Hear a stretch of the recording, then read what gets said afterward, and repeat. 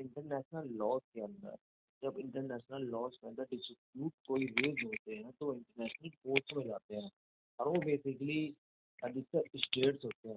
तो क्या कोई इंडिविजुअल के लिए भी कुछ ऐसा है कि इंडिविजुअल भी इंटरनेशनल कोर्ट में जा सकते हैं, और इसकी क्या वजह है कि किन किन वजहों में जो इंडिविजुअल है वो इंटरनेशनल कोर्ट में जा सकते हैं?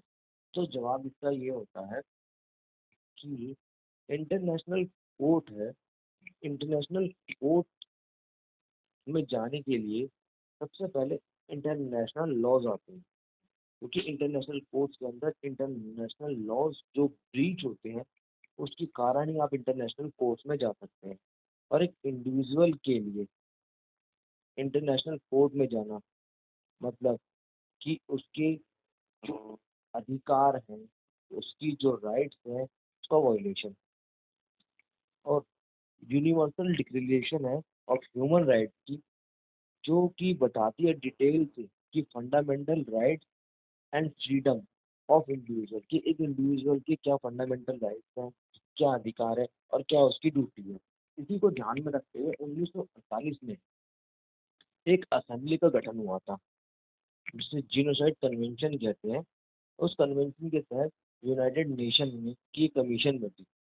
इस कमीशन के अंदर इस कमीशन के अंदर जो विक्टिम है, जिसकी फंडामेंटल राइट या जिसके अधिकारों का वायलेशन हुआ है, वो अपनी पिटीशन लगा सकता है यूनाइटेड नेशन के अंदर, और वो अपने उसके जो ह्यूमन राइट्स का जो वायलेशन हुआ है उसके बिहाफ पे, कि मेरे साथ ऐसे ऐसे हुआ है, तो वो लगा सकता है।